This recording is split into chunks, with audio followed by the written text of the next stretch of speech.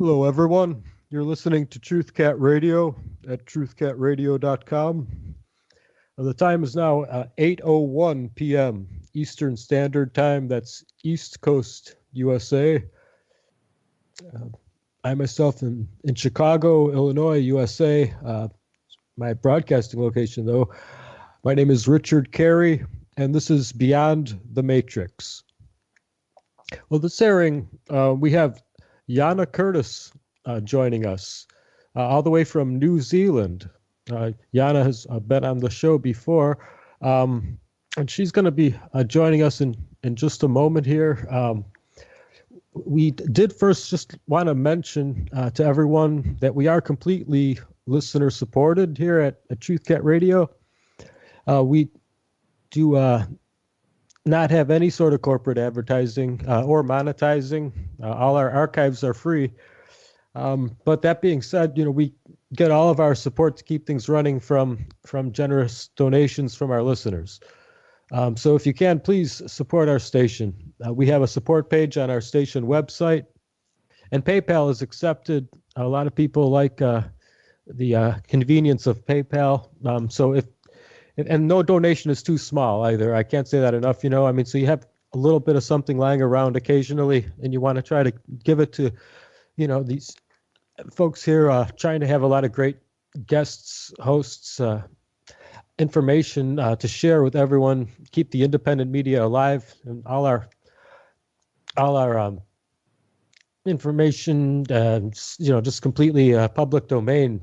Basically for the good of humanity.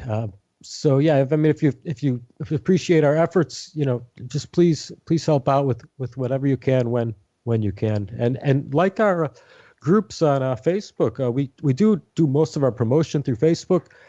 Our TruthCat Radio page and our TruthCat page. We also have a news group, TruthCats.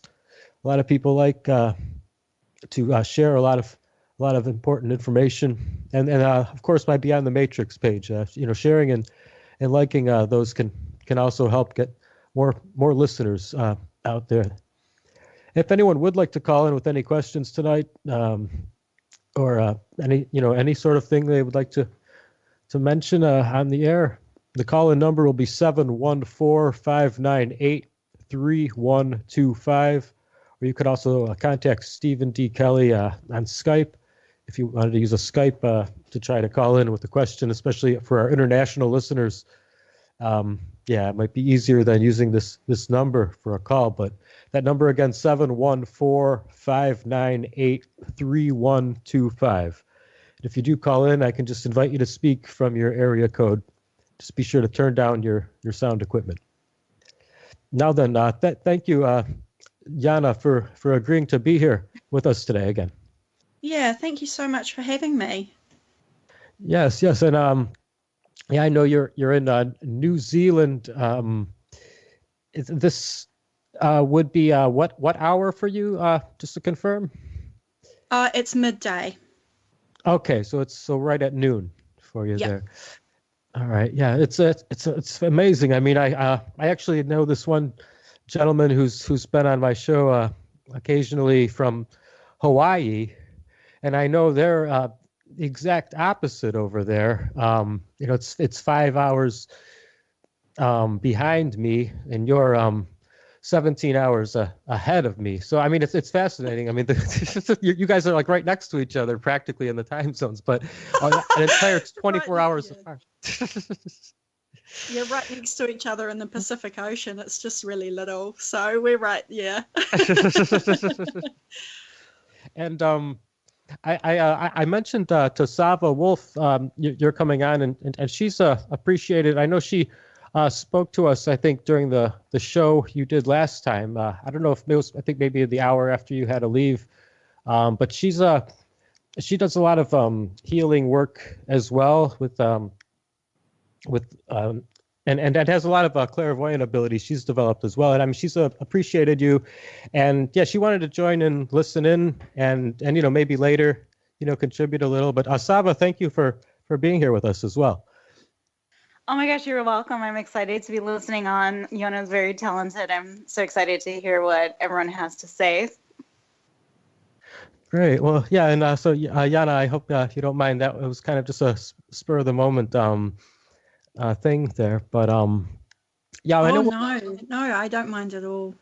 Okay, okay, great. And I just well, I would like to give another introduction. I mean, I know you spoke a lot about well, quite a few topics last time. I wouldn't mind expanding on some of, but I don't know if I gave a proper introduction last time for all the listeners, but I mean, Yana here is a shamaness, toroidal energy reader, a healer, and a spiritual teacher. And well, I know you came into this life with extrasensory abilities, is how you've described it, tapping into them now and again in your formative years here, and and since then stepped out to heal others on the path to heal others, help and share your knowledge and visions more openly. Um, and you mentioned you show people that they have the power to create and change fundamentally, that they are the divine, and you have you know, a lot of things you can help and assist with on these revelations. It's really a great I don't know, I think that's really a great way to put it, you know. That I don't know, you mentioned reclaiming their own value, taking their power back. It's really something that a lot of society tries to teach us that we don't have. Right. So I mean, yeah, you help people, but you help them to learn to help themselves as well, right? Right. Okay. Well, yeah, I mean, I know you've been for at least a decade, you've been offering your services to people professionally. Um, I know being in New Zealand, you've mentioned you have generally long distance clients, but Yeah. but yeah. So anyone out there listening, you know, who wants to get in contact, you know, we have all your links up and everything related to the show, and we'll have it on the YouTube as well. Um, but well, I mean, as far as well, I mean, you also mentioned the imbalances that you help work out with people. I don't know.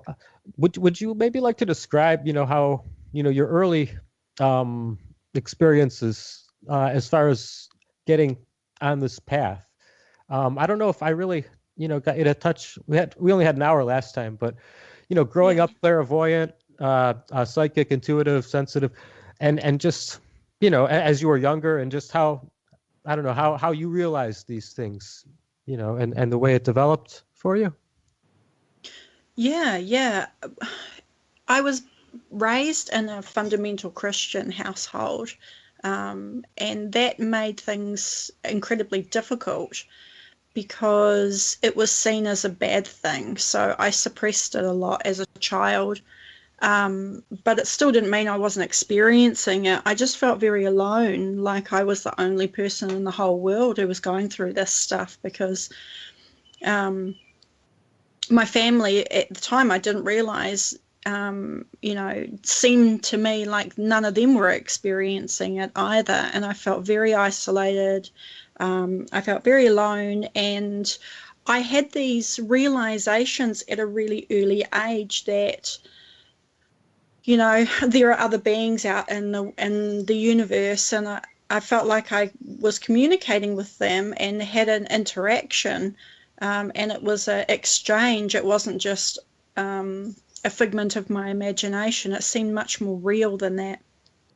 And so, you know, I used to go to the library and research as many kind of, you know, alien UFO books that I could find. And at the time, there wasn't that many, probably 5 or 6, I guess, in the whole library. And I would, you know, read through those and try to understand what it was that I was experiencing, you know, at 5 or 6. And I remember even picking up Darwin's theory of evolution and attempting to read it when I was about 8. And this is not something that an 8-year-old normally is drawn to, but I was. Yeah. And so it was very, you know, I mean, my ability to be able to understand it was probably surpassed my ability to be able to read it at that point. But it still had, there was something in the contents of that book that was tactile, that drew me, that it was like a doorway, and I wanted to hold it. And I didn't really know why, but I knew that I was drawn towards all of that, those kind of those books and that kind of information. But it was a long time before even I found out that, you know, it's something that's in my family. And yeah, it was very isolating for a long time. I had no idea, you know, and I was seeing a lot of people as well. In the way, you know, I was seeing ghosts, and that's what I thought they were, of course. You know, my parents being religious, they would label them as demons and such like. And there was a lot of fear around it. So I was very intrigued by it because my parents were against it, but I also was instilled with a lot of fear. So trying to work over that fear and get past it and sort of let go of that conditioning has been a big part of the journey. And that sort of understanding that the fear comes from what we don't understand. So my journey has been a lot of trying to understand as much as I can, trying to fill myself with as much information about everything, all aspects as I can, because the more you know, the better informed you are to make better decisions.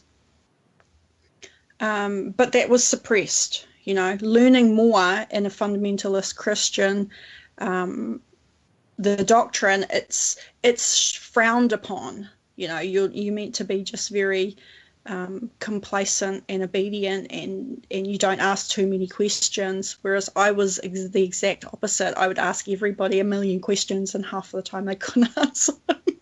Even in Sunday school, I would be cornering the Sunday school teacher, you know, asking them really big fundamental questions, and they just didn't have an answer for it. So I was disillusioned at an early age with the religion because I couldn't find anyone who could answer my questions. But my questions were pretty, you know, confrontational when it comes to religion.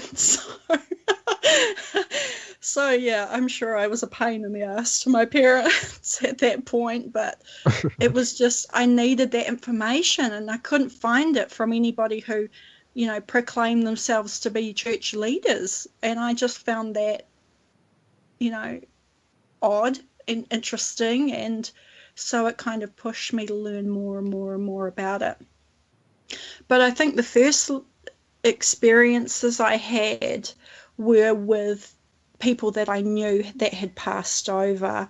And people would come to me even as a small child, and they would kind of divulge a lot of personal information about themselves. I was a very empathetic listener, and even my mother says to this day, you know, when you were little, when you were 4, 5, 6 years old, people would really gravitate towards you to tell you personal information, which is it's not a normal scenario for somebody that little. But I was genuinely interested in them and what was going on inside them. So I was investigating that, and people would feel that and they would open up. So I think it kind of helped me right back then from an early age to be able to look deeper into people's, you know, souls and their psyche and the way that they were expressing themselves, and to understand that right way back then. Mm-hmm. Okay, and I know that you've well, I mean, you gradually were like able to understand more of what these this information was, and then all the different forms it can take. You mentioned visions is the primary form. You get most of your information. Yeah, through visions I do. So this started when I was little. I used to have experiences with while I was awake, I would see sort of the glass windows would disappear, and then there would be other worlds on the other side of them. It was not while I was sleeping or napping or in between wake and sleep. It was while I was full blown awake, and I was very open to that. Those visions were very vivid, and they were always very colourful. They weren't black and white, because I would distinctly remember the green grass or the red and the pink flowers and things like that. I didn't understand what it was at the time when I was little. I just thought everybody experienced these other worlds. But as I grew up and went through puberty and was a teenager, it was very much seeing people out of the corner of my eye and seeing ghosts. And it was always a very visual thing. And I was freaked out by windows and mirrors, and I'd walk past a house and I would see people looking out the windows at me, or I would walk past mirrors and I would see people standing behind me or next to me, and I never really looked too deep into a mirror, because then I would be able to see people appearing. The same thing used to happen with television, anything really with a reflective surface. So windows at night when you're inside, because it's dark outside, it kind of reflects everything back to you that's in the room. So I was always very careful to close all of the curtains before nightfall and cover TVs or any mirrors or reflective surfaces with a cloth, because it would make the hairs on the back of my neck stand up. And so it just became a habit to cover them, because I just didn't want that feeling. I associated that feeling with fear, when it really, what you're doing is your skin as an organ is picking up the energy fluctuations in the atmosphere, and it does a similar thing where it makes the hairs on your skin stand up. But of course, if you don't realize that, then you think it's fear, and that kind of perpetuates fear further. So that was something that I really, to start with, got into it. And I used to be very interested in watching ghost hunting kind of television programs. I myself went on more than a few ghost hunts, but one in particular, I went to an old prison that had been shut down and took a whole lot of photos. And because I wanted to test out my theories, of, if they will appear in front of you, if you ask them to, things like that. And I did get a lot of results from that. So it perpetuated more investigation into it. And I used to watch live camera feeds in old hospitals. There's an Oklahoma one that was an old psychiatric hospital, and they used to have a live feed back in the 90s. And I used to sit and watch it for hours just because I was so curious to see, if there was physical evidence of all of the things I was experiencing, because it validated what I was experiencing, and there's this element of, am I a bit crazy? Is there something psychologically that's at play here, or is it literally that I'm picking up on an entity or somebody who's passed over and they're trying to communicate with me? So I spent years trying to decide whether it was actually what I was experiencing, or whether it was some sort of a psychosis I was experiencing. So luckily for me, I figured out that it wasn't a psychosis. But having said that, in my family, one of my aunts who was experiencing it at a very high level was admitted back in the 70s for thinking that it was some sort of a psychosis, which is incredibly unfortunate. But yeah, it's so hard to understand this kind of thing when it's happening to you, and particularly if you feel isolated. I had no idea that so many other people experience this stuff. And that's why now I try to tell as many people as I can and get it out. Because sometimes all you need is one person just to say, yeah, well, I get that too. And then you don't feel so alone. Yes, yes, certainly. Growing up, yeah, you mentioned having a well, a fundamentalist religious household. Very, very much just assuming it's all the work of the devil. Then I would think, right? Right. Yeah, my parents used to say things like, you've been possessed by the demon of this, or they're all demonic and it's Satan trying to tempt you. And it was all very geared around, if it's angel or it's not Jesus or it's not the Lord, then it's something you don't want to be delving into because it's demonic, and it's Satan's work. So it's a very black and white thing, and they used to get rid of books, not let me watch television programs that had anything to do with witchcraft or ghosts, or even things like Casper the Ghost, wouldn't let me watch it. If there was witches in any of the fairy tales, like was that Snow White, they were very hesitant to allow me to experience that kind of thing, because they didn't want to encourage witchcraft or paganism in any way, shape or form. But of course what that did was that just made me more interested in it, because the rebellious side of me turned around and said, well, if they're so scared of it, there's something in there that I would like to find out. Right. Well, yeah, that there's that natural inquisitiveness combined with just the teenage years, and why would that be forbidden? You can't help but, want answers. But yeah, I mean, certainly. It gives it a lot more power, probably, than they had intended. They wanted me to stay away from it because of the powerful side of it, but in fact, they probably pushed me further towards it. Well, it's good that you didn't, just take in too much shame, like, self-loathing, like it's your fault, you're bad, you're evil, or you were able to at least see past that interpretation, and not, tear yourself apart with the interpretation. Yeah, I didn't own it as something that was fundamentally my personality. It was something that I could do, or something that I could understand, or that I was experiencing, but it wasn't me. And so right from an early age, I understood that I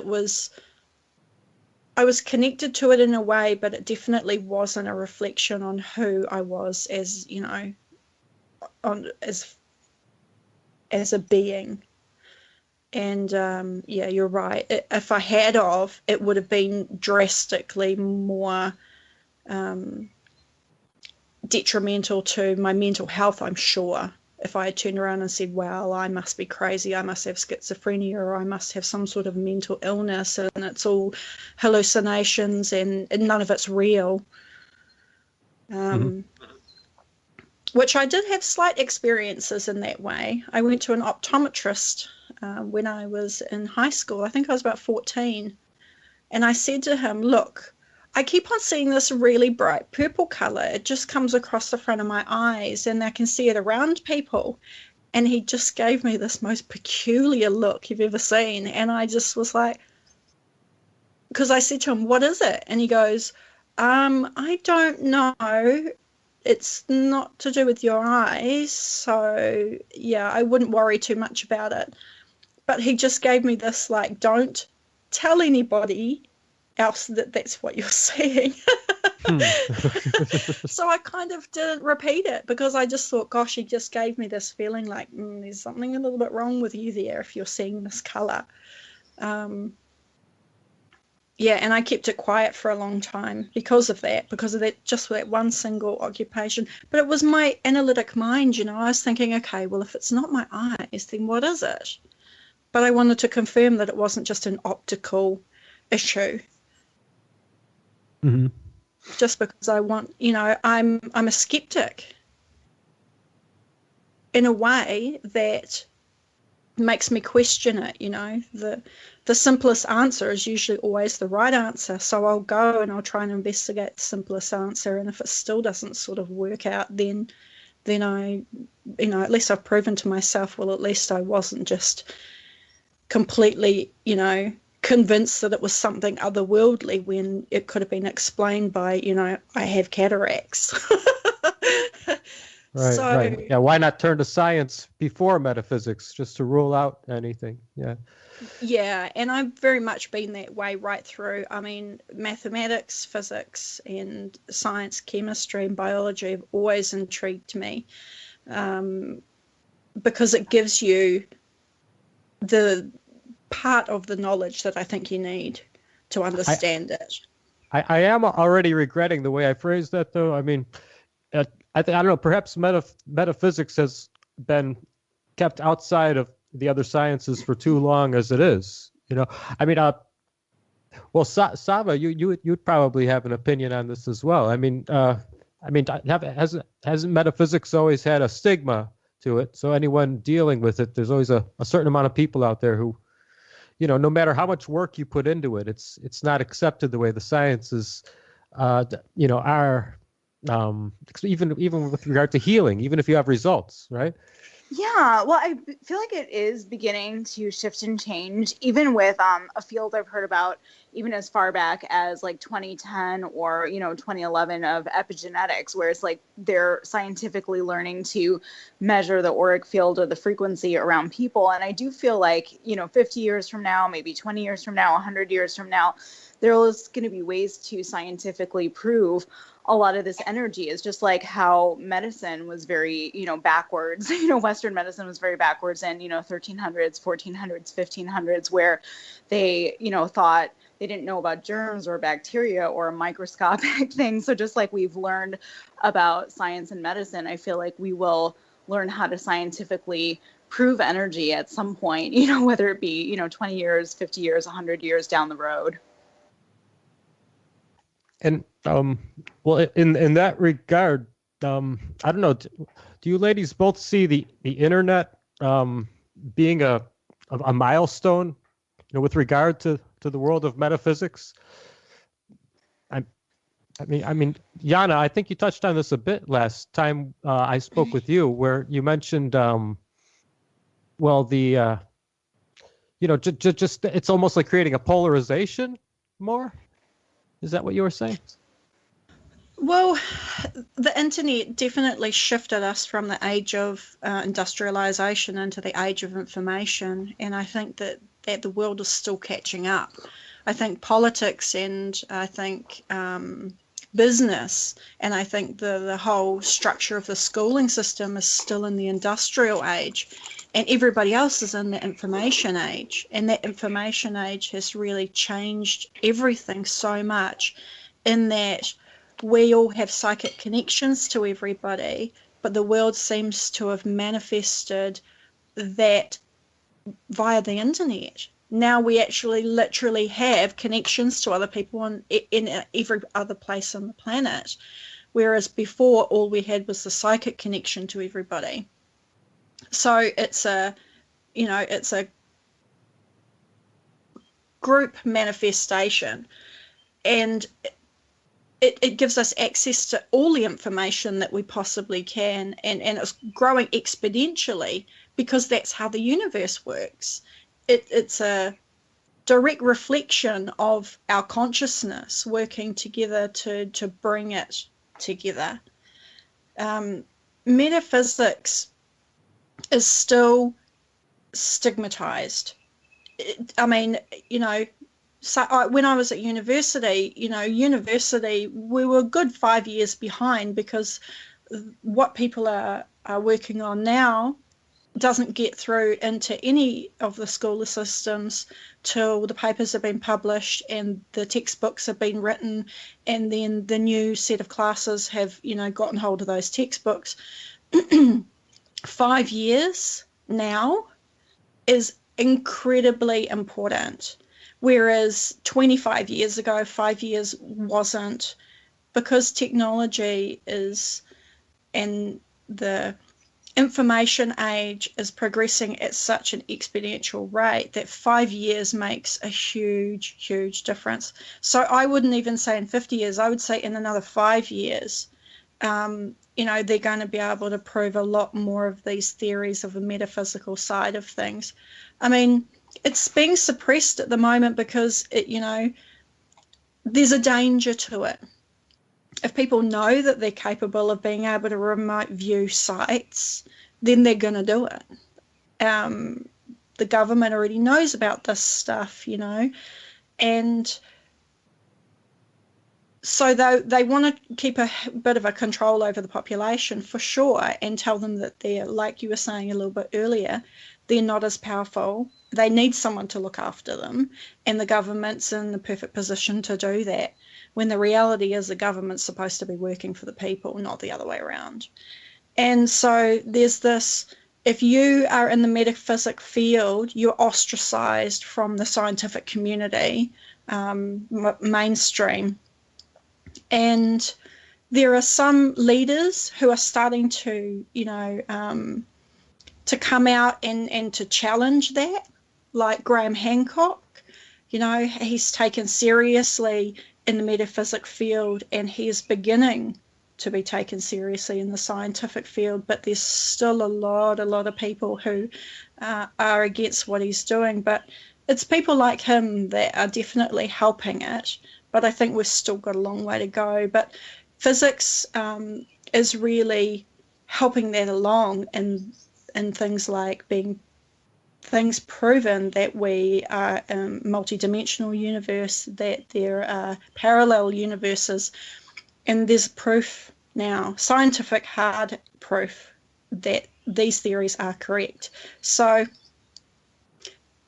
yeah, I think that before we know it, in 20 years, I can't even predict what's going to happen in 20 years, because compared to 20 years ago and what's happening now, technology and information is just way out of left field.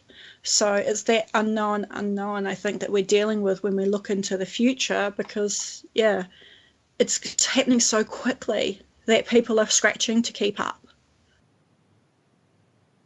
Yeah.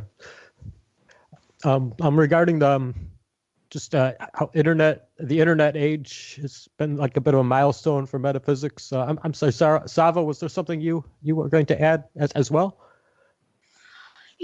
I feel like one aspect that the internet has is it helps people to feel connected. Like if there's, say, someone in, Montana in the US and someone else in Calgary, Canada, and they're having feelings and experiences just like Yona was saying that she was experiencing when she was a young girl, and their, society or community may not be up to speed on, on metaphysics, on, quantum physics, on things that are happening that people would deem, supernatural or out of the ordinary. They may doubt themselves or think that they're crazy, or even get themselves on medications. And if they do that, it can have really negative and deleterious effects. So I do feel as though the internet also creates this like web or community of validation. If someone's alone and their community doesn't really support metaphysical studies or development in that such, they can connect and have some level of validation and comfort, rather than feeling as though they're completely crazy or isolated, thus like disconnecting from their abilities, suppressing, or even at worst medicating. So I do feel like it does also have an interpersonal effect as well. Okay, and well, Sava, you reside in the same city that I do, in Chicago. So how's the community here? I mean, is there a good percentage receptive to metaphysics, and well, I mean, places such as the place where you work out of? Yeah, I definitely do feel like there is a strong metaphysical community in Chicago. I felt that definitely at the yoga studio that I'm a healer at, and that I'm also a member at, which is Satnam Yoga in the West Loop. And it's funny, this is called Truth Cat Radio. Satnam means truth I am, and it's all about finding truth. So there are a lot of different, healers and metaphysical light workers that do congregate there. And there's been other, communities, where, Reiki, shamanism, clairvoyance. There's a school in Chicago called Envision that supports psychics and clairvoyants and helps them to develop abilities. So I feel like Chicago has actually become a really excellent city for people with different abilities. I feel like even 5 years ago, that same level of support was not there, but it's quickly becoming, I feel like, a hub that can support people from, disparate areas of the world. And again, that metaphysical community is getting stronger and stronger. Whereas when I lived in high school, as I'm originally from Chicago, I lived in New Mexico for a while, and I didn't feel like that same level of understanding or support was happening there. It was definitely more conservative or more fear-based, if that all makes sense. So I just feel like Chicago is a great place to be. Oh, okay. Interesting. And Yana, you had mentioned last time you were on about the well, we had talked about the fact that, well, most of your clients, of course, are long distance. Like you said, well, pretty much like maybe 1% might be in person, and you do a lot of your work long distance. But you mentioned interesting reactions, like when you're using something such as the internet or the telephone, when interacting with the person that you're treating. Sometimes it can just have strong reactions. I don't know. I'm sure a lot of the listeners wouldn't really understand without more of a description. I don't know. Could you go into a little more detail about, what that could consist of? Yeah. Well, yeah, I don't deal with a lot of people here. There's a spiritual community here, and it's very sort of geared toward the 70s hippie lifestyle. And so there's a certain amount of understanding in it, but it's very different than what I'm used to dealing with. I'm used to dealing with people who have a scientific knowledge and a global view and a more world inclusive view. So I find that most of the people that I deal with are from overseas because they're searching for something more than just that first stage of pulling away from society and understanding sort of their ultimate existence. When I'm dealing with people over the internet, when I first started doing it, what I would do is I would try to push my energy through the monitor or through the motherboard down through the lines. What that would cause would be interference. So my Skype calls would drop out, or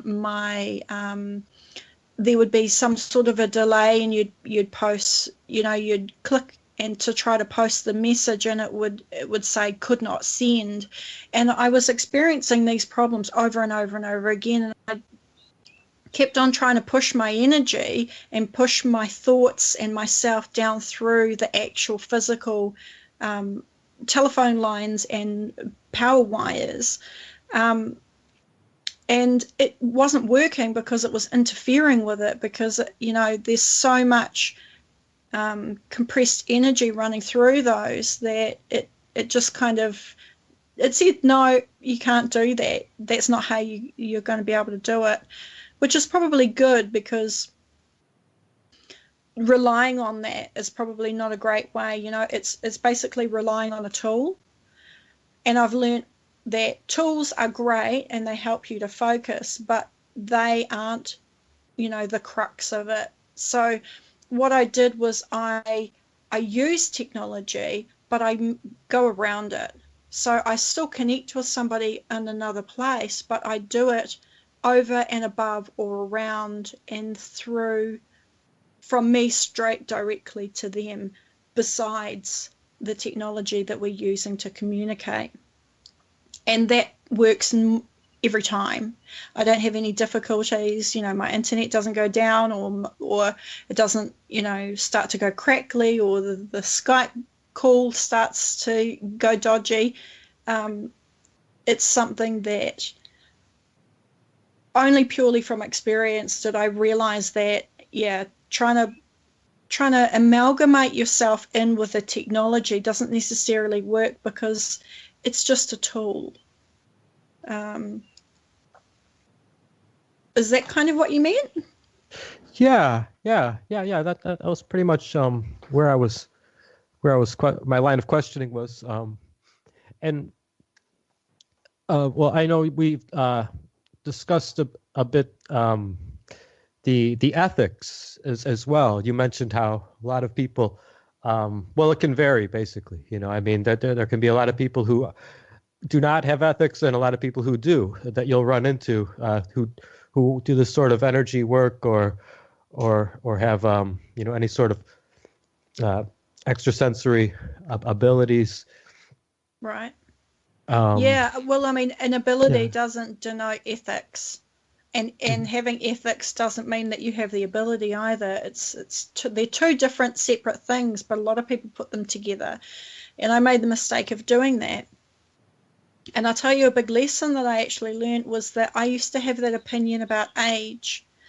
The older you are, the wiser you are. Now, that was something that I was led to believe, and I did for a long time. And then I had an epiphany when I met an old person who was not very wise. And that person taught me that those two things aren't exclusive. And it's the same with this. You can have an extremely honed ability to be a psychic, but your ethics don't necessarily back it up. And I'll give you a good example, and that's Uri Geller. He has a very good honed ability, and he's a very, very good psychic. But in my opinion, his ethics aren't up with it. And I think that's part of why he has had difficulty with people saying that he's a fake or a fraud, is because of that ethical issue. At the moment, I believe from interacting with him, he is working for the government, finding oil. Now, for me, when it comes to the planet, I don't really support that, because I believe that suppresses the real progress that we can be experiencing. I wouldn't be able to do it. It would be against my ethics. If the government came to me and said, look, we want you to find oil pockets for us so that we can make lots of money, I would be like, you know what? I really don't want to do that. And I have people come to me to the same thing, wanting me to pick horses or lottery numbers and things. And I just say to them, look, it's not my thing. I don't think that it's going to benefit you in the long run, and I certainly don't think it's going to benefit the horses or the dogs or, other people in the world if you're going to be burning all these fossil fuels and creating problems. So I come across it more often than not in the psychic community. People use their psychic abilities to stroke their ego, because they're very insecure, but those types of people who use these tools for the wrong reasons, live their lives by those rules as well. So it doesn't take long to figure out these types of people. But the people that I have come across, not necessarily in other countries, but definitely in my own country, it's very hard to find somebody who is open and aware and conscious and self-conscious of themselves, or self-aware, I should say, and have good honed psychic abilities. So when I do find those types of people, I make them my friends because Excellent. it's very rare to come across, and I respect people greatly who, hone their skill, but also hone their education and their knowledge and are thirsty for knowledge and seekers. Yes, I know. We also had mentioned how with remote viewing, documents coming out to the public eye, confirming that the government had been involved in, having people do this remote viewing for the benefit of of people in government. It is good at least. It is good at least that it confirms to more of the world, that for anyone who are doubting, the validity of these skills. But at the same time, it of course, it can be disturbing how some things can be accomplished no matter what, no matter what someone's motives. Right. I mean, I know it can vary a lot. You mentioned, someone who has these abilities naturally, they notice them at a very young age, for example, or didn't really even look for them, might have them stronger. But anyone can develop, has the potential to develop sort of connection to all, like, information of everything, basically.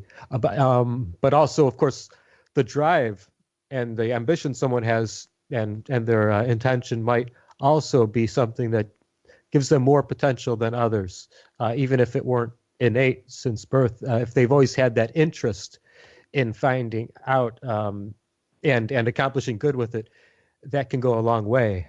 I don't know. I think that could be interesting for some people out there. Some people think, you either have it or you don't, but you don't think it's quite black and white as much as all that. Isn't that correct? The way you were describing it last time? Absolutely. It is definitely a skill, and it's definitely one that we all have. And I come across this all the time. People say, and I hear it all the time, they go, it's amazing that you can do this. I wish I could. And, I have absolutely no psychic abilities whatsoever. But I believe that it's either you do and you're just not aware of it, because you don't really see it as that, because you're habituated to it and you just think it's normal and everybody experiences that. Or there's a fear that keeps you from investigating it, which is really common. And I mean, the great analogy is that, anybody can pretty much sit down in front of a piano and hit a key and make a note. Be it whether you hit it with your foot or your hand or whatever. We all have the ability to be able to do that, excluding people obviously who don't have arms or legs, but the majority. And it's the same with a painting. Pretty much anyone can pick up a pen and draw a line, or a paintbrush and put paint on a canvas. The difference is whether you want to develop that skill or not. And, if you want to become a concert pianist, then you need to be putting in 12 hours a day, 7 days a week, to get those hours in where you master that skill. And painting's the same. I mean, I'm an artist. I would hate to think how many hours I've sat in front of canvases and slowly painted, thousands upon thousands upon thousands of hours. But some people just doesn't interest them. They would much rather do something else. And so it's just a matter of adding those hours in and doing the practice. And with this, like anything, each time you do it, you learn just a little bit at a time, incrementally. And so the build up of it over years is what gives you that overall skill. It's like like anybody, like any profession, you slowly build on it and build on it and build on it. And the longer you've been doing it, the more you know. But I get people coming to me all the time and saying I don't have it. And there's this one little trick that I tell people, and it helps them to be able to understand where their skill might be. And it's if you listen to yourself in normal conversation, and it's about what you say to people when you understand what it is that they're telling you. Some people go, "Oh, I see what you mean." And some people go, "Oh, I hear you, yeah, I get that." And then other people will go, "Yeah, I know, right?" And that tells you about your abilities. So if you say, "Oh, yeah, I see what you mean," clairvoyance is probably a good pick for you. And, if you go, "Oh, yeah, I hear you," clairaudience is where it'll be. So that's a really good starting point to look back in and to figure that out. because what we say is often what's inside. And most people that I talk to and explain this to, they say, you know what, you're right. You know, I do maybe see, and I say that when I talk to people all the time, oh yeah, I see what you mean. And it's the vision part that's really the predominant one. So sometimes people just need a pointer, you know. And acknowledgement is a big part of it too. There's a really good website actually, and it's called the A to Z of Psychic Abilities, and it's pretty extensive. And I send people there a lot, and I say, look, just read through it, and if any one of those jumps out at you, just investigate a little bit more. And I've never had anybody come back and say, no, I don't experience anything on that list. So yeah, if you're drawn enough to talk to me, and it's about the subject, then you have an interest, and there's definitely a way that you can develop it. Okay, and let's see. I'm just wondering where I wanted to go from there. Well, I know. You had discussed the Akashic records a bit, the universal consciousness records. Yeah. And you also mentioned how I mean, you've been more inclined in the long run to try to get information when someone comes to you with certain things that they need for their situation. You were saying, like, in the long run, you know, a person runs out of questions. It's only so many real questions someone might have that they're trying to really solve themselves. And at the end of the day, you know, you kind of just want to live your own life, enjoy your own life, and you can kind of get exhausted with really what you would want to ask or even really know the answers to. I imagine a lot of people can't imagine that, but I suppose you went through that phase at some point, getting deeper and deeper into all of this. You must have gone through that phase then where whatever questions you mainly had, you tried to seek answers to them. Is there something you'd like to, I don't know, how would you comment on that topic? Yeah, well, I get this actually coming up a bit, and it's like people go, well, you're a psychic, so you must know everything. And I say, I have the capacity to find out the answer to anything, but I don't look because, to be frank, I like surprises. You know, I could look ahead and say, well, this is what I'm going to do tomorrow, and that's what I'm going to do the next day, and that's what I'm going to do the next day. And sometimes when life is really difficult and I need some reassurance, then I'll do that. I'll actually pull out my deck of cards and I'll go, okay, look, I have to, you know, reel this all the way back to hour by hour, and I'll literally read my day coming hour by hour because, you know, that wave of everything might have just turned, you know, so bad all of a sudden, and I need some sort of reassurance. But it doesn't last very long before things come right again, and then I just don't worry about it. But there's a certain element of I like surprise. I'm not the type of person who wants the magician to tell me how they do the trick, because I'm always disappointed when I find out, because the mystery of it is the part that I really enjoy. And it's the same with life, is that the mystery of, I don't know what's happening tomorrow. I kind of have an idea, but when things surprise me, I'm always pleasantly surprised. So I really like that feeling. I love the anticipation of the not knowing. So I don't really tend to look too far ahead into my own future.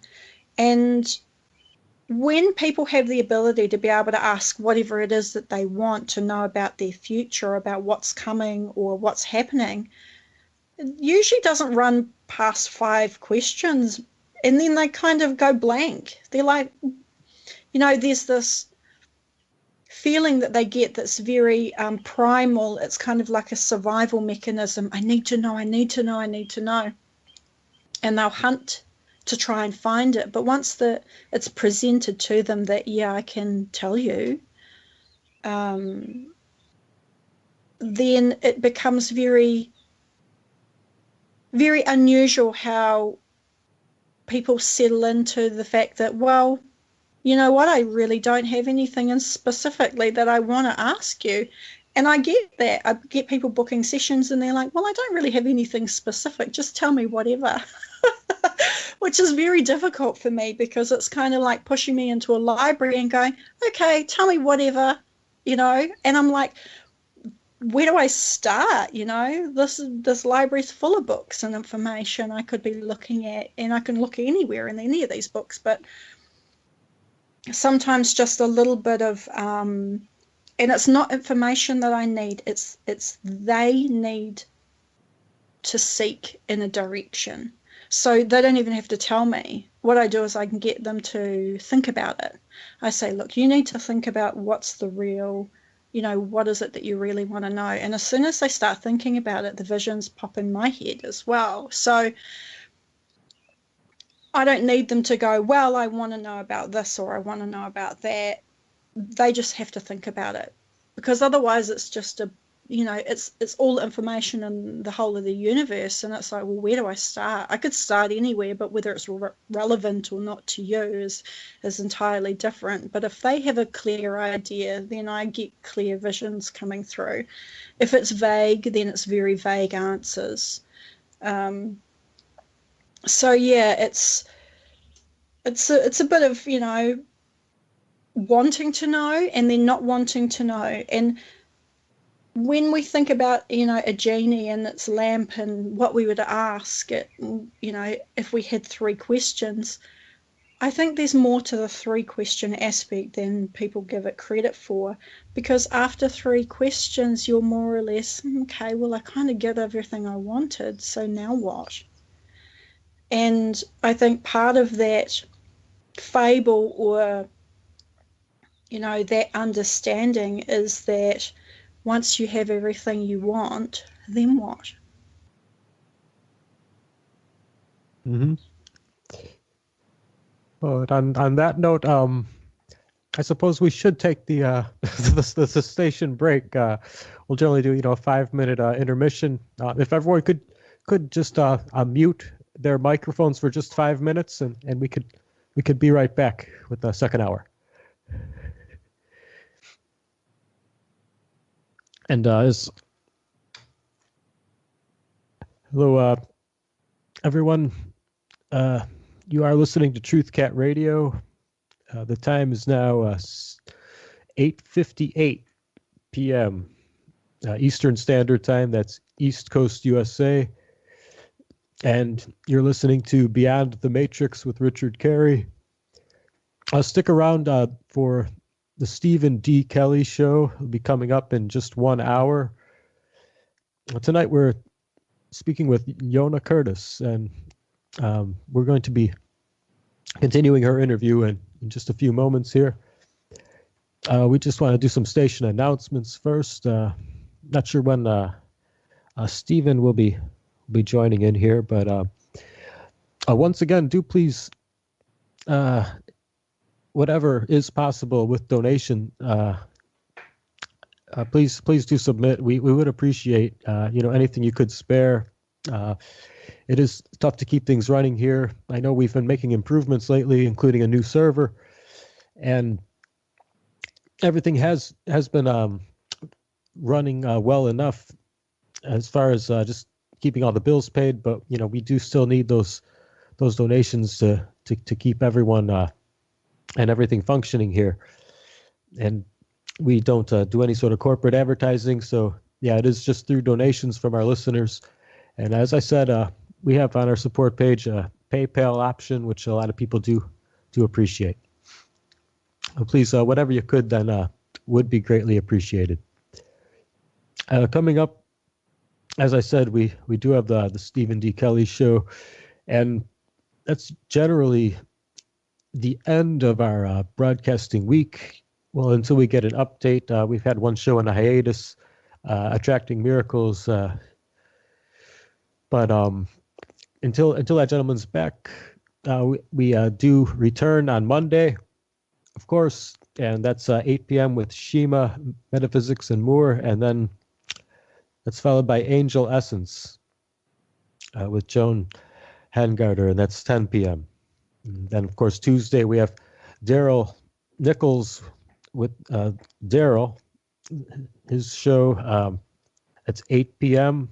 Eastern, followed by Dave Robbins at 10 p.m. with Mystic Freedom. On Wednesday, we have Mars Madness with Mars Theron at 8 p.m. and Terry Joyce with Freedom of Joyce at 10 p.m. That's coming back again to Thursdays, starting with the Donbass Hour, which is 4 p.m. with David Simpson. And then we have Graham Sutherland's Delete the Beast, followed by this program, Beyond the Matrix with Richard Kary, and then Stephen D. Kelly with the Stephen D. Kelly Show. And yes, I do believe Gregory... Okay, I guess that was my cue for a break. I was chasing a dog around the house that was not supposed to be in the house. I hate when they do that.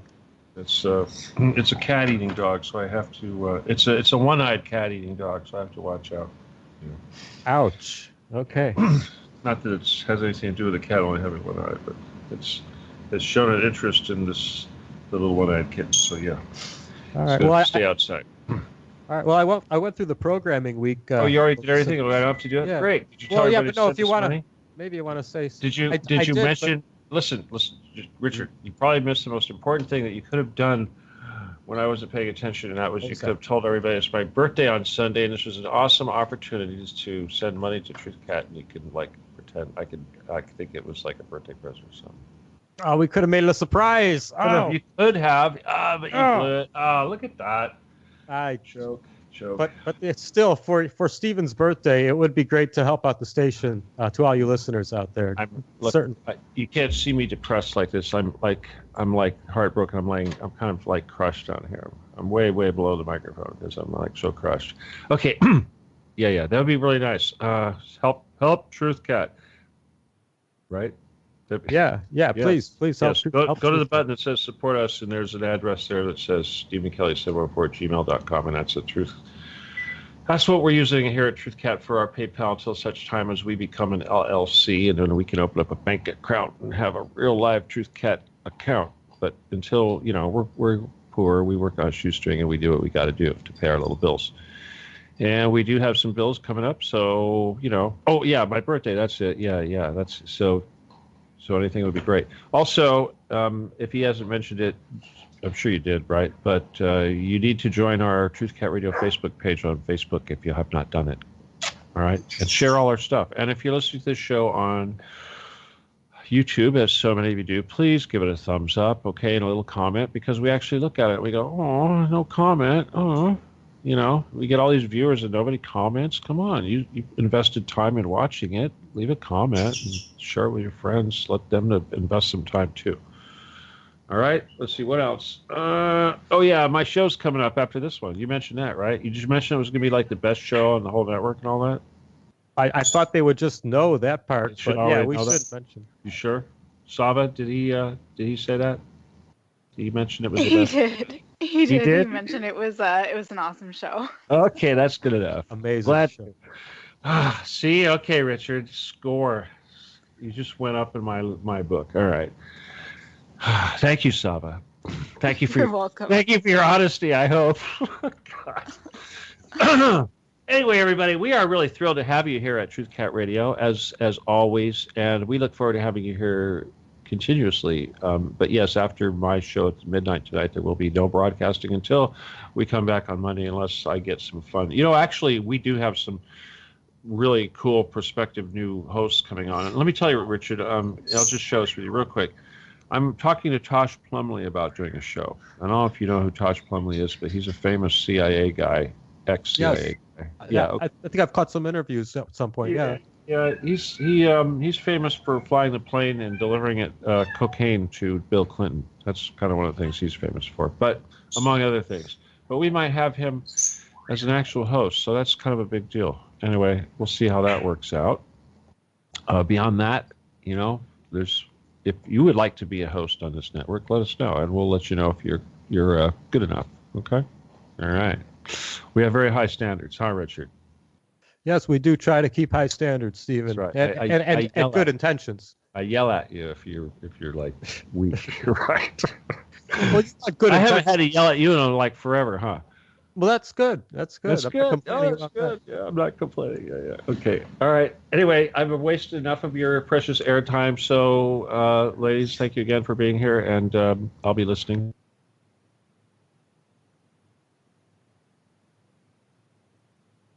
Good, Steve. Thank you very much. Okay, Go ahead, Richard. I'm sorry. Oh, yes. All right. All right. Well, getting back to where we left off. Hold on. Ladies, did you see the picture of the cat that I put up there? Oh, I did say yes. I saw the picture. Let me check on my other device. You have to look. Come on. Jeez. Very cute. There's something about black and white cats that I adore. Well, this is you got to understand, was when I got this little kitty, it was like on the doorstep of oblivion, and right now it's quite a feisty little character. So anyway, talk to you later. Bye. Stephen. So cute. Well, I said talk to you later, Richard. What do you want? No. Well, no, I was just going to say, did you have anything else to contribute here? Obviously, metaphysics and healing and all that is certainly. Well, let me just say this, ladies, especially Yona. I know you're into the toroidal healing, so I'm assuming that you're familiar with Michael Tellinger. Yes. Okay.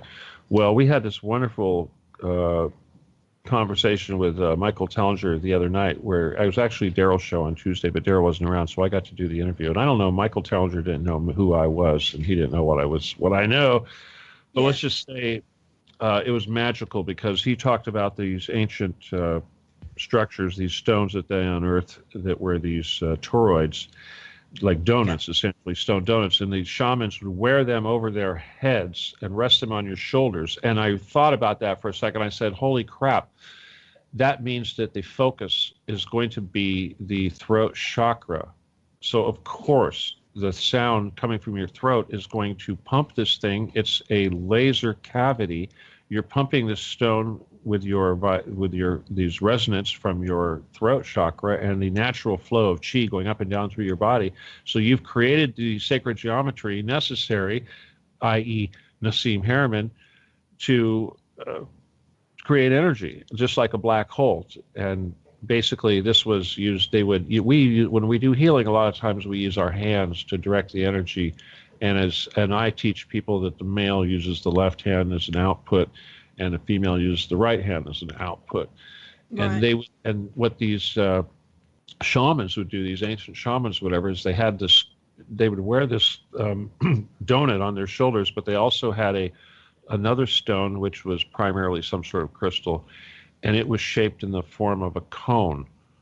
And when I say cone, because there's the basic shape of the torus and then the vortex, right? So it's all toruses and vortexes, and we know that the torus has two vortexes with the focal point in the center. The same focal point of the torus is also the focal point, or the conjunction of the two vortexes, and our chi system works. Everything works this way. Our chakra points, they're all the same. Our heart, and they work within each other, and so it's fascinating to me, because I'm a laser guy, and his technology, he was trying to say that it was all about sound, and taking the sound and amplifying it such a way that they could output it through their hand into this stone, and the stone would focus it. And they called it a phaser instead of a laser. It was sound instead of light. And it makes a lot of sense when you think about it, because light and sound are just different places on the electromagnetic spectrum. So, and then the other thing that was fascinating is that he talks a lot about these structures like pyramids and things like Stonehenge, what have you, stone circles. And I realized that the stone circles were no more than collectors, just like the pipes on a cloudbuster, and that just like the crystal in the center of the pipe of a cloudbuster, you would have somebody wearing one of these devices accessing this energy being collected by these stones. So he kept talking about these ancient structures, and I thought, what's missing? What's missing? You know, there's something missing. And I realized is that whatever it was they were doing back in the day, there are key components that are missing. And these rings and what have you that he's playing with certainly have a great thing to do with it. So yeah, that's fascinating. But I believe you don't really need tools. I think we can do all of these things with our own brain and our own, power of enhancing our own chi naturally through service to others and such. But when you see somebody try to implement technology to access this energy, it's very fascinating because it helps us to understand the mechanics of how this works. And at the same time, it sort of verifies what assumptions that we're working under. Oh, absolutely. And you know what, it makes me think of the jade discs that they have in ancient China and Mongolia. You know, that's a perfect example of using a semi-precious stone to enhance that vibration.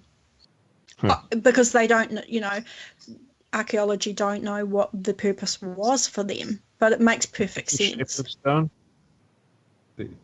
They're called discs, which are jade or nephrite, and they have a hole in the middle, and they're flat discs. And yeah, it makes perfect sense that they would be used for something like that, because there's a lot of pyramids in China. And so that kind of technology, definitely, if anything was being missed, Well, see, this is the thing. A lot of times these things are used as symbolic reminders or exercise tools. Like for instance, if you're trying to enhance your kundalini or whatever, in China, the princesses, they'd use those eggs, balls, and they'd draw them up inside their body, and they'd hold it, and it'd be like an exercise. And the purpose of that was to help with the visualization of the forcing of the chi up the spine. Because during sex, the whole energy transfer is exactly the same thing. So when you're pulling like that, the visualization of that is actually like a pump, pushes the energy, and that's how you and during yoga it's the same thing. But anyway, that's obviously, men don't do that. That's a female thing. With men, unfortunately, and I tell people this, it's a give and take, of course. We don't receive it all like that. We're all givers. We get to have it flow from the top all the way down. And if we're going to have a conduit or a circuit, we have to have a compatible partner. And the best we can achieve a balance, but we're never going to be on the receiving end. The best we can get out of the deal is like a balance. We get to give, but at the same time, that's great for us because giving is serving others, right? So we get to be the server. Yeah, but the thing is that it's polar. So the man receives through the eyes. Yeah. Or the third, or through the top of the head, and that's where the receiving comes in, because it's a common saying that men are visual, and that's because they receive through the eyes, and then they give through. You're right. You get that lock thing going on. You get that connection. You sort of have that lock on. When it's there and when it's not there, but it's got to be complementary, right? If the person, if you're with a person that has very low energy, and they're a vampire. Obviously, it's not going to be productive.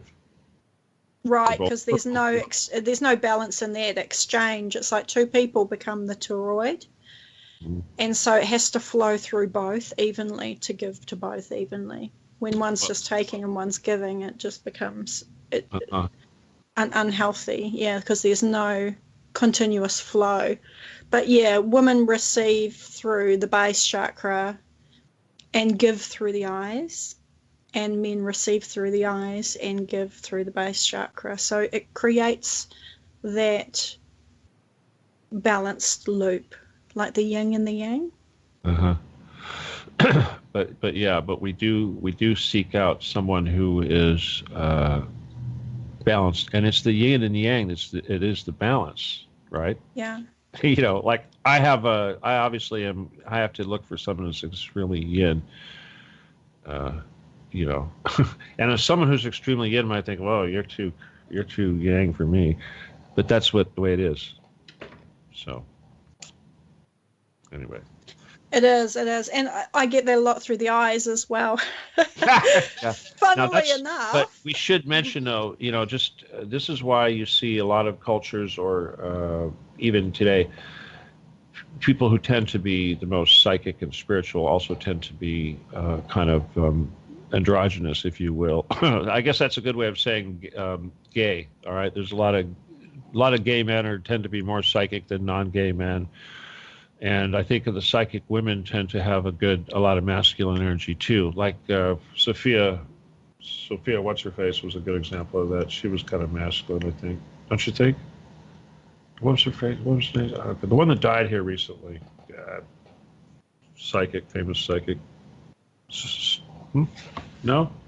Blank? Nobody knows? I think that might be just a lack of balance, to be fair. They're pushing the energy down and out through their base rather than like what would be a good balance, which is bringing out the eyes and out the head, the top of the head. There's a flow that we have as a single entity. There's a flow that we have when there's two, and there's a flow that we have when there's, you know, the whole universe is incorporated into that. And I think that there must be some sort of a lack of balance in there somewhere if somebody's exhibiting more feminine than masculine or more masculine than feminine, regardless of what sex they are. So, yeah, I think that being a psychic, you have to put up, a lot of people deal with fear and they put up a lot of walls, and it creates this imbalance within themselves. But when you allow it, and you're in that flow, the energy will come out the eyes. And you can see it in cultures where a lot of focus on women is in the eyes. I got to share something with you. Yeah. I'm sorry. Yeah. I want to mute and go off and try to make something for dinner, but I got to show this for you really quick because it's kind of fun. And then we get back to the eyes. Very important. I'm a twin. I'm an identical twin. And sometimes, I'm not sure if this happens all the time, but I figured out a long time ago that we kind of we split the yin and the yang between us. All right.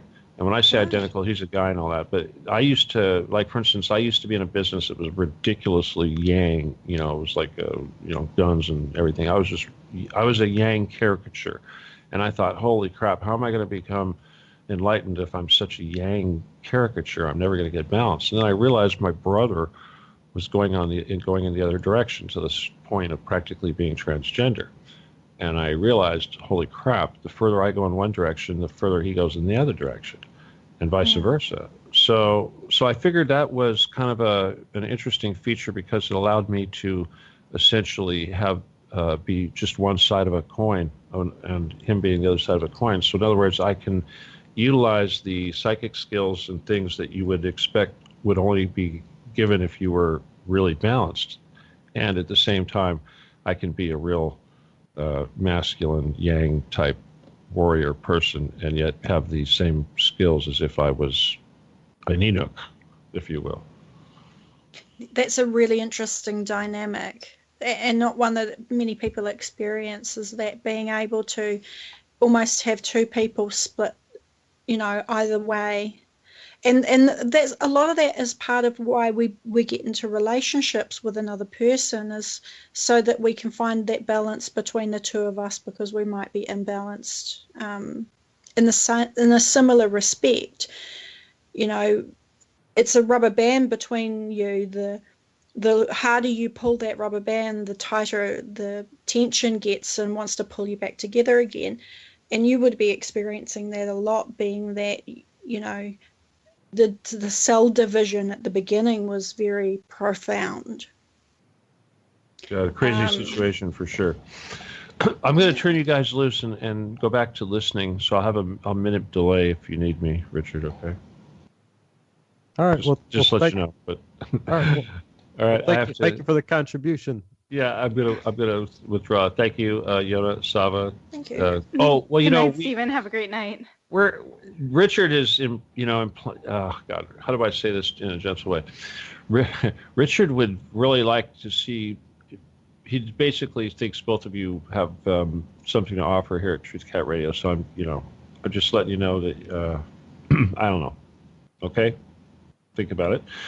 Richard, I'm gonna go. All right, talk to you later. Okay. Have a great night. Take care. Thank you, Stephen. And that was very cryptic. Oh, well, I guess no. We had just both speculated on how we're always looking for new hosts who want to do shows with us here, but it's not a good fit for everyone. But for the slots we have available in the weekly schedule, I mean, yeah, if either of you ever wanted to consider some sort of show, certainly we would totally be interested. That's all. Oh, I would love that. That'd be awesome. Okay, well, yeah, no. It would definitely be something I'd consider.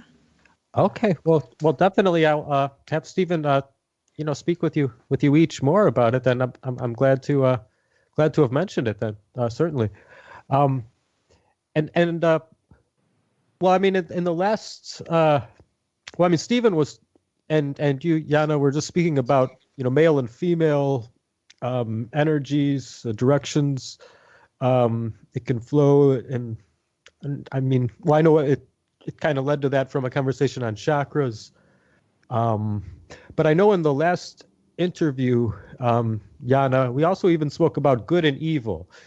And you mentioned as much as someone wants a balance with male and female in ways, ultimately, good and evil, you were saying to have a good balance, one would want to have, well, ideally experienced both, but it's kind of confusing, because someone doesn't want to go out of their way to have a phase of being really evil and do the worst things possible, of course, just to be able to have a good balance. So I don't know, it's a little confusing, but I'm sure you could, maybe clarify a little more for listeners who are just curious, as to, wanting to find that balance, that's inherent to our humanity, I think, even what religions have always strived after. So I was wondering what more you could say on that.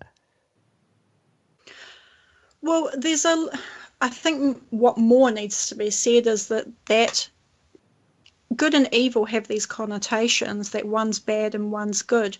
They are complementary and they are part of each other, because without one you wouldn't understand the other very well. But you're right, you don't want to go out of your way to be an evil person and do evil things just so that you can then be a good person and do good things, and then find that balance between those two, and then ultimately be balanced in that aspect. Having said that, all of those parts are part of that process. So there's 3 parts to every process. There's not just the end goal or the end game is where you keep on wanting to be looking. It's all part of it.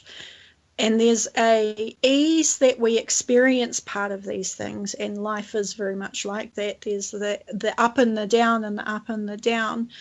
That's something, we can be sure of is going to continue to happen. There's going to be that change of things aren't going to remain the same, and they are going to definitely change. When we get stuck in a loop, and things keep on happening to us over and over and over again, they need to be doing that. There's something in it that needs to happen to a point where then you realize, and you may stop that loop from happening. But everything's necessary to understand. Otherwise it just wouldn't be happening. If it wasn't necessary, it wouldn't be happening. When you're very overly masculine, or very overly feminine, it may not necessarily be that you need to be the other side of that balance, but you may come into contact with somebody who is. So you may be a very, very good person, You might be a priest and you have somebody come in who you talk to and understand, and they might be a murderer. You're going to learn as much from that interaction as you need to at that point. You don't necessarily have to become the murderer, and you don't necessarily have to become the priest. We interact on multi-levels. We're not just interacting within ourselves with ourselves. There's opportunity for us to interact with other people and the collective consciousness as a whole as well, and the universe as a whole. So there's different layers of that cake, you know, and even in that, having experience with all of those different layers kind of makes us a more rounded person. But none of those aspects alone are either good or bad. They just are what they are. Does that make sense? Yes, yeah. Sava, is there anything I don't know, you would add to that? Yeah, well, I feel like with the balance of good and evil, sometimes we have to be put in negative per se, or situations where people are behaving evil or underhanded, in order to learn what would we do in such a situation, or how would we learn what is goodness. So I feel sometimes darkness exists just as a foil so that we can discover what is light. Because, you know, for example, if everything was light all the time, how would we be able to differentiate, okay, what is the difference between light and dark? Just for example, say if someone grows up in like a peaceful small town or peaceful suburban community, and then all of a sudden they're thrown into kind of a shady urban area where there's all types of choices and options, and there's good that exists and evil that exists, and based on making those choices and differentiating those choices, then you learn, okay, like what is goodness, what is ethic, what is moral, and you get that opportunity to learn and to choose good. Or if you do choose dark or choose evil, then it's like you get that opportunity to learn the consequences. So I feel like there's a lot of learning opportunity there, and sometimes that darkness exists as a catalyst to either push us towards having more light, or to test how light our own light really is. So I feel like there are many uses for darkness, or else it wouldn't be there in the first place. Almost like you would think of Manichaeism in that early, I think it was an early Persian or Iranian religion of Manichaeism, speaking that the world was light and dark. It was very similar to Zoroastrianism, and and it was this idea, you know, it's like the earth is both dark and light, and in that we get this opportunity to learn and to choose. So I guess if that whole rambling makes sense. Okay. Well, no, no, definitely I can see. It can help definitely with someone trying to understand. I at least not for me. And I also was very fascinated by, well, the conversation about energy I had last time when Yona, you were speaking on your interview about. Well, first you were talking about, I know, how much of the body is composed of water. I forget exactly. But it's like 90. What is it, like 97% or something like that? Oh, a little bit less than that, about 75%, something like that. The rest is minerals. Okay, all right. So it's not quite that. Heard an exaggeration at times, but it's pretty high though, considering that we, you know, perceive ourselves as fairly solid objects, when the reality is we're more like jello. Mm-hmm. And then you mentioned how, well, I don't know if it was you mentioned the aura, perhaps, I think, as a light on a person, if you were trying to treat them or something, and seeing the aura, to try to see what you could do to help with energy, shifting of energy, or that sort of thing. You were mentioning how it could come in contact with the well, you mentioned a prism, when light would hit the water of the body, just as when water hits a prism normally. And you were mentioning like negative compression spots that could build up of energy in the body. I like the analogy you made of a pond.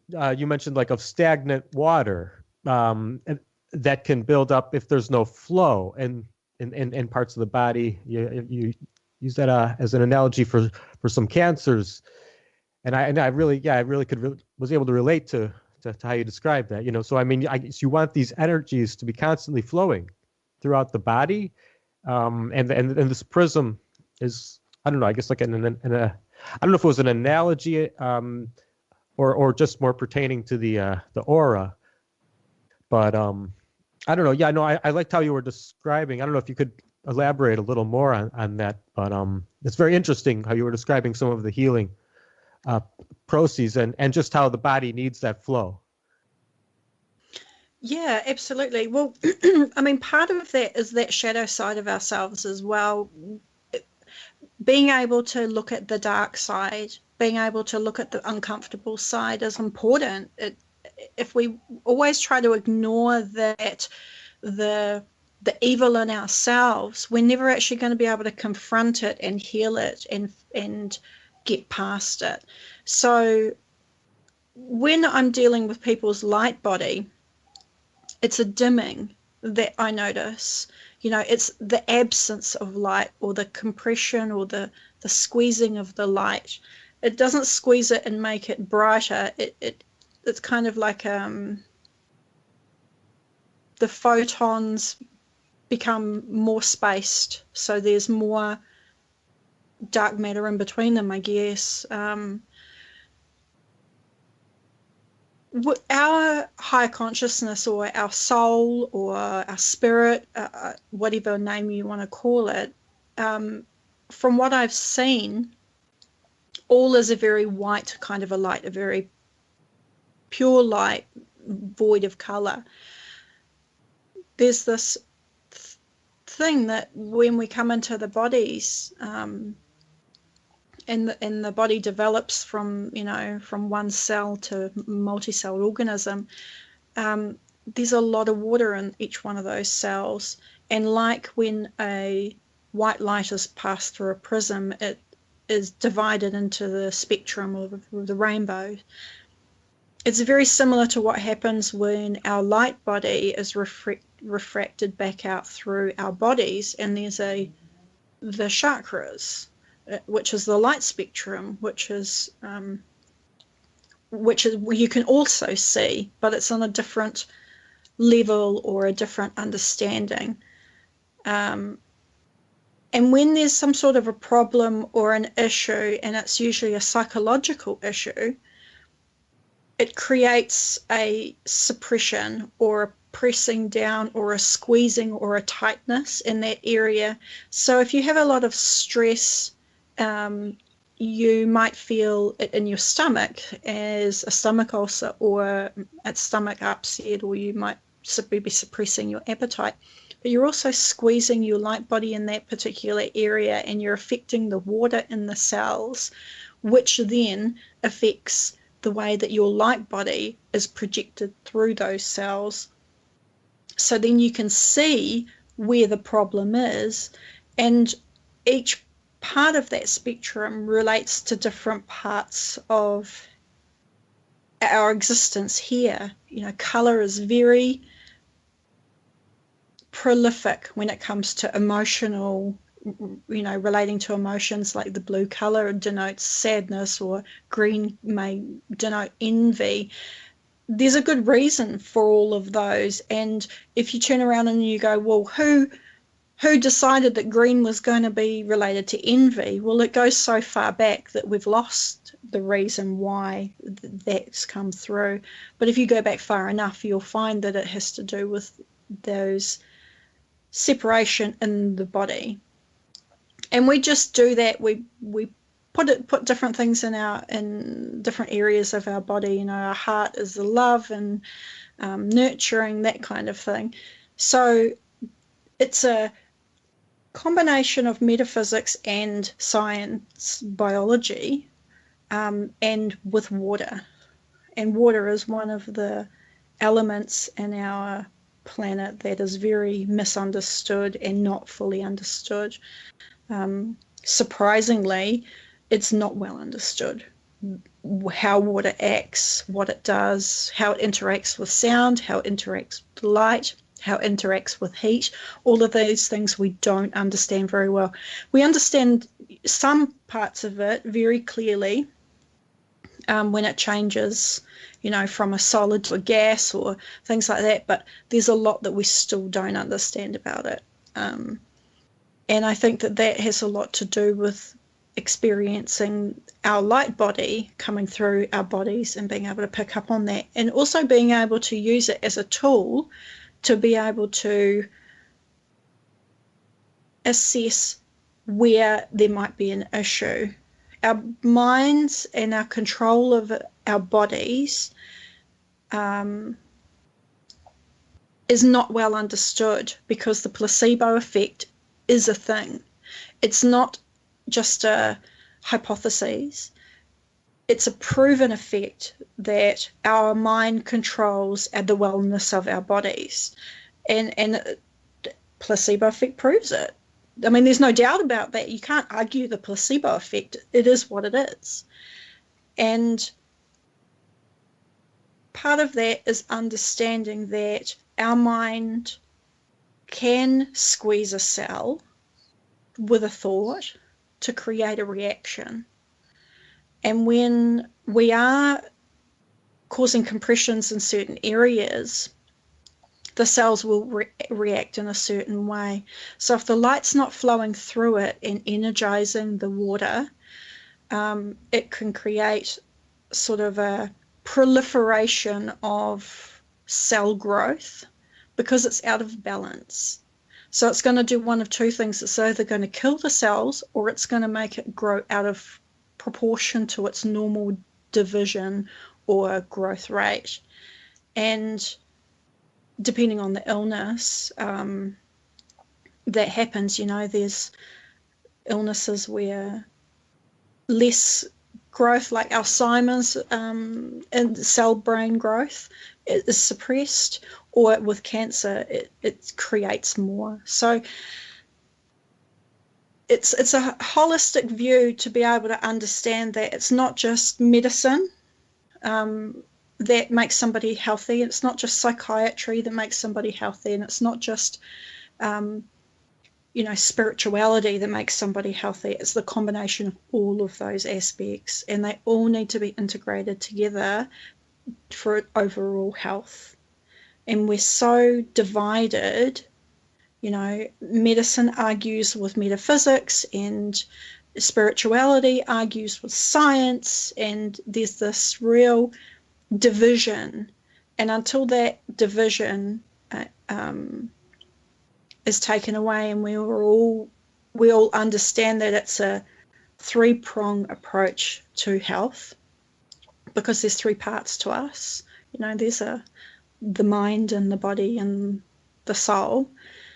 Then, I think that things like cancer are still going to be very prolific, but it could be a case of it really needs to become such a huge problem till we get to the point where we understand that there is a way of being able to deal with these issues. And it's that negative polarity, it's a lot of the negative has to happen before then we can understand the positive aspects of it and come into that balance.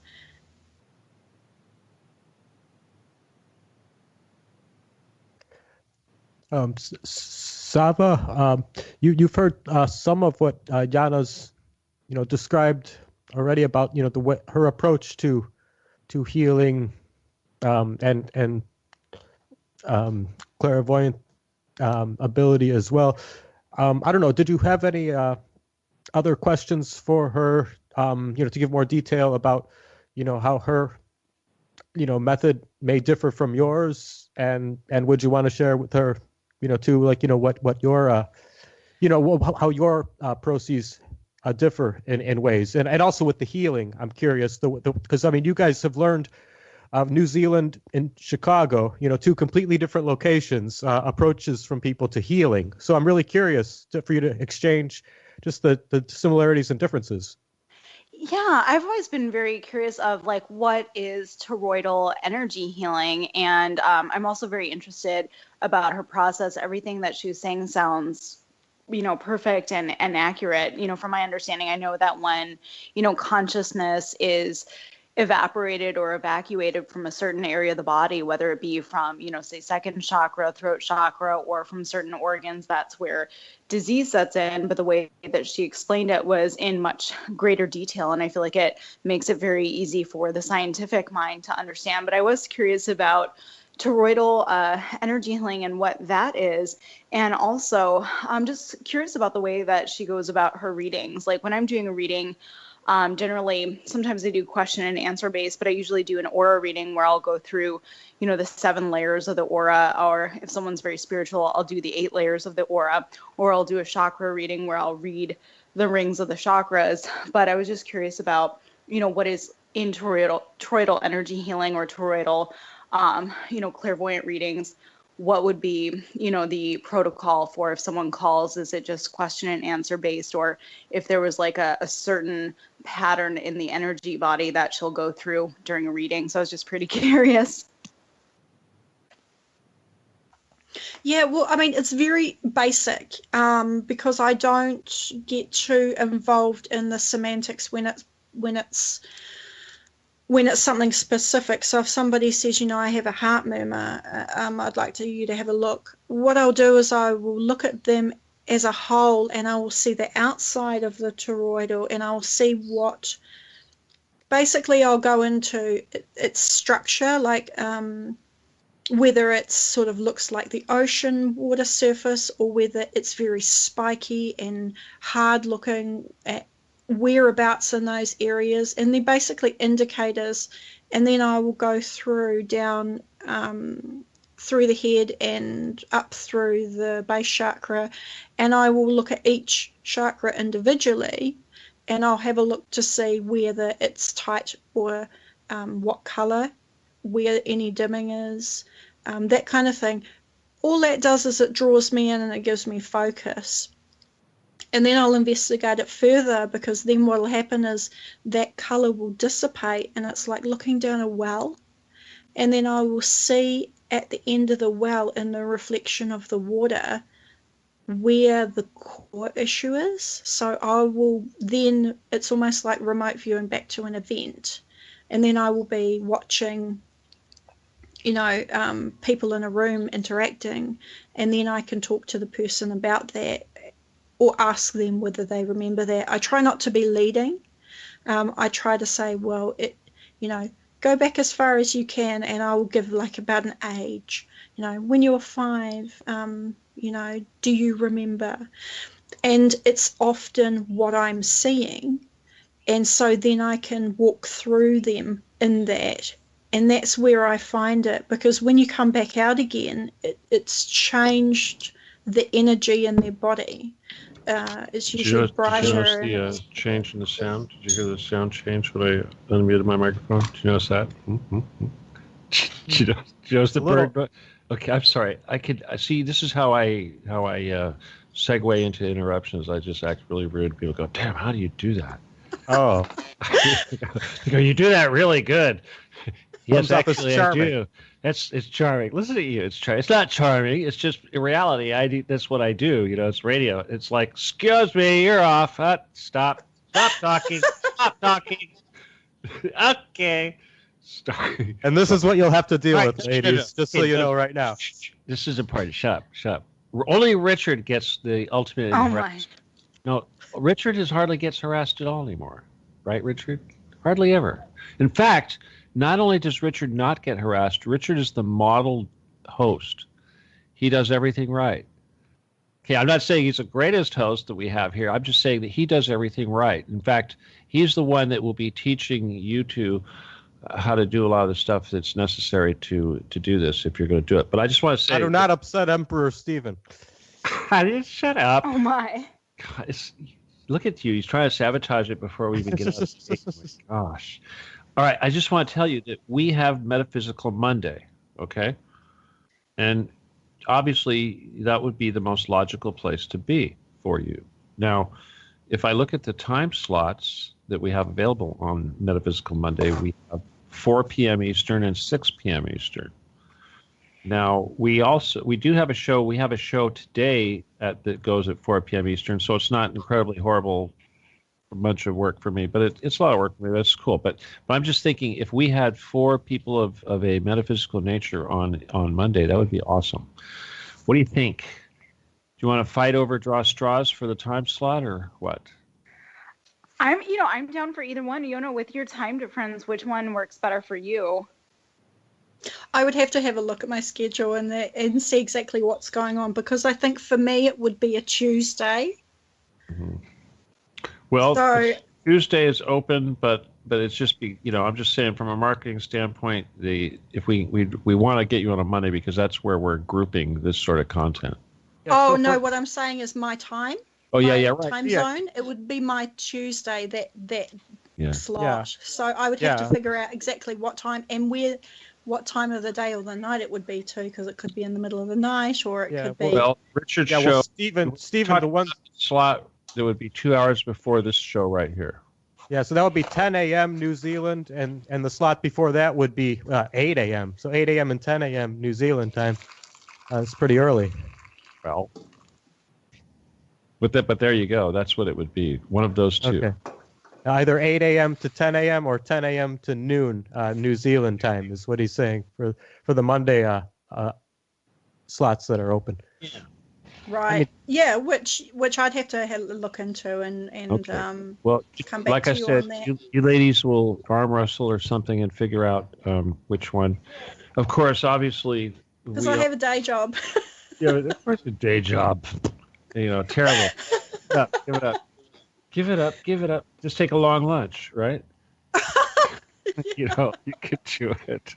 But I just want to say is that, it's show business, so you got to consider who's going to be coming on before who, right? Dun, dun, dun. How about that, huh? Oh my! Well, the 6 p.m. Eastern would be really good for me, and I could think of a lot of people that I would like to interview, because at the yoga studio / healing center I work at, there's a lot of different healers, from like Reiki practitioners to someone who does like gong healing and gong training, and then there's like a Qigong master that does chelation. I mean, there's so many talented people or people doing craniosacral, and so definitely with the yoga studio that I work out of, when I do in-person sessions, there's just like so many talented people that I would love to showcase or feature or give some publicity, in addition to this other woman that I work with who does healing with the rainbow rays, and another woman actually who lives in Australia, and she does light working and works with sigils also. So I could just think of so many people like I would just love to, feature and just give some publicity, because, they're so talented and I feel like people should know about them. So I'm so gung-ho. A great opportunity to do that, but we don't have a lot of time left before this show, so I like to stall as much as I can before I come on. Oh, by the way, as Richard, we should mention again that this show is always being simulcast on Wolf Spirit Radio, so shout out to JP out there. Thank you so much for your support, JP, and thank you all you people at Wolf Spirit Radio for listening to our program here. Okay, so Saba, definitely I'll pencil you in. Also, both of you need to come up with a nice, fun name and send me a nice, fun photo that I can use to incorporate into all our advertising. Okay? Awesome. Sounds great. All right. Okay. It's not going to be that big a deal, but we'll talk after the well, not after the show. I got a show, but we'll talk really soon. Okay? So what I want you to do, this is your homework right now for both of you. Come up with a fun name of your show, not too long.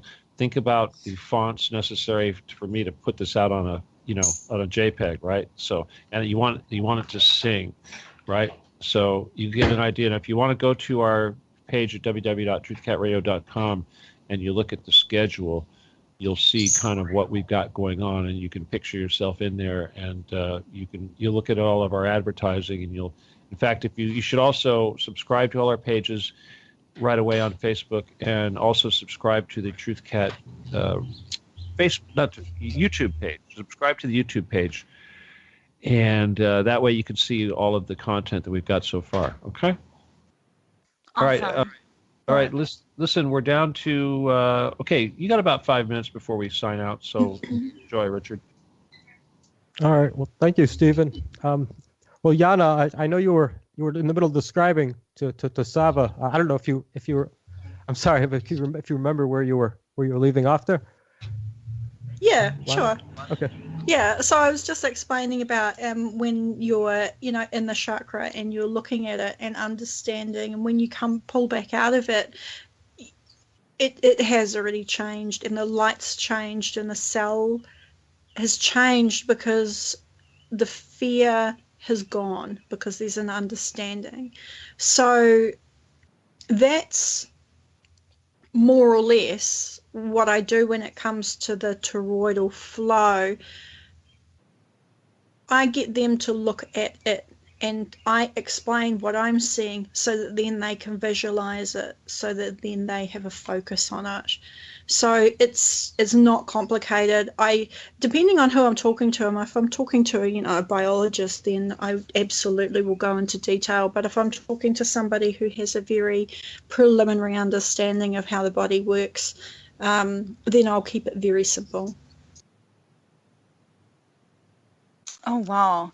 Yeah, and that sounds like when you're going down that portal and that tunnel that you're actually encountering like the frozen like holographs or soul fragments. Do you encounter it that way? Is that the language you would use to describe it? Or is there another word that you would use to describe what you're encountering? No, those are good words. Yeah, all of that stuff. I mean, it is fragmented soul, or they feel that they've lost touch with that aspect of themselves, because a lot of adults feel that they need to sever the tie that they have. Sorry, there's a helicopter flying over. They need to sever the tie that they have with their inner child, and integrating and becoming and nurturing a relationship between the inner child and the adult self is important. So, soul, that's what soul retrieval is really. It's about reconnecting with the inner child in the self and all of those aspects, and through each stage of growth as well. We have an inner child, we have an inner teenager, we have an inner, young adult. We have all of that in us, and for some reason society says no, you need to leave all of that behind and you need to cut off and you need to just be the adult. But that's just not how it works. That's not how we function properly or in a healthy and normal way. We're all of those aspects, and it's okay to go back into those aspects if we feel that there's something missing there. So yeah, and you do see all of that as you go through. Say I'll look back and it's almost like walking through a tunnel. In one doorway there's the teenager doing something, and then if I go back a little bit further there's another door, and then there's a child, and that's the reason why the teenager was doing something like that. And I'll go back as far as I need to. A lot of people want to know about past lives, and that pushes you further back in a different way, but it's related as well. But I try to go back sort of as far as I can to between 2 and 7 years old is ultimately where most people have a memory that they can get back to, and that they can connect back in with that child, because that's where our survival instincts are really laid in place. And most people that come to me, there's an issue with that survival instinct. It's a predominant part of their life, and so that's where the healing needs to happen. And it's about rewiring the brain as well, putting yourself back in those memories, because memories are malleable, and the brain rewires itself. So you can literally forget memories and forget things that have happened in the past, because creating new memories creates a scenario where the new memory is pulling the neurons away from the old memory and creating the new ones, so then they dissipate. So it's a medical approach to a psychological issue that's affecting the soul. Wow, that is really cool. It's really interesting and fascinating the way you're speaking about timelines, like how you can go through a timeline in someone's life and just keep going through those doorways and those portals. That's one thing that, not to say I haven't done it in my work. I tend to just go through layers of the aura, and sometimes I'll see stuck or frozen energy in a certain part of someone's life. But the way that you go about going through these timelines and portals and going, doorway after doorway after doorway, that's just fascinating. That's something I have yet to have heard about, but it's really interesting. And it looks like it helps you to get to the heart of those multifaceted personal issues. So that's really awesome.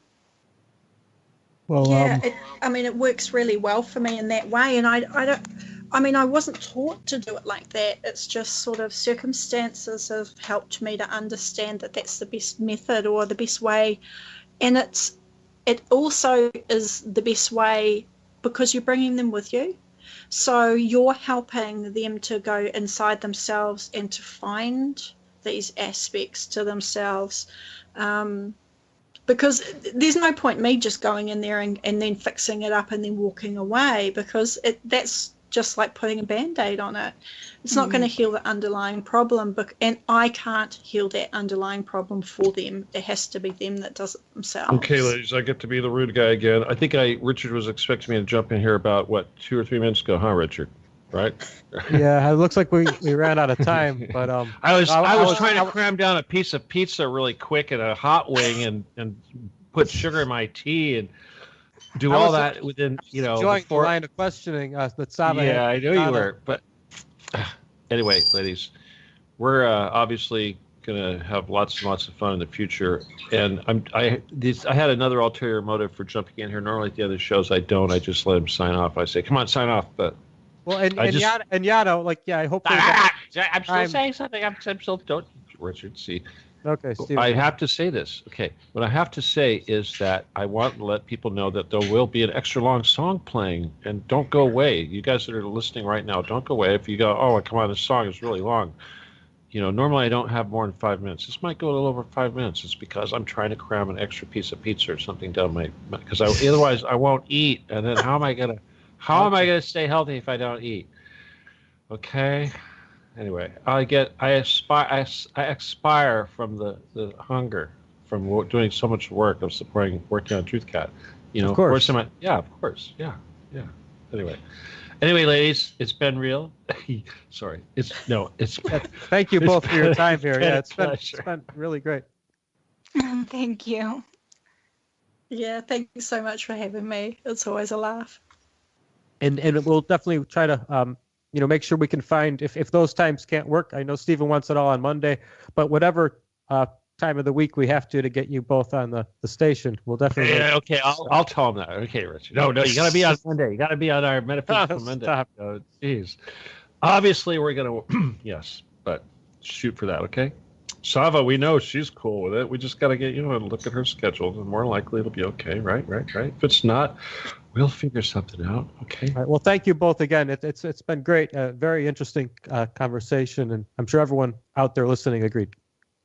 Thank you. And thank you, Yona, for answering my questions. Or thank you, Yana, for answering my questions. It was so wonderful talking to you. Take care.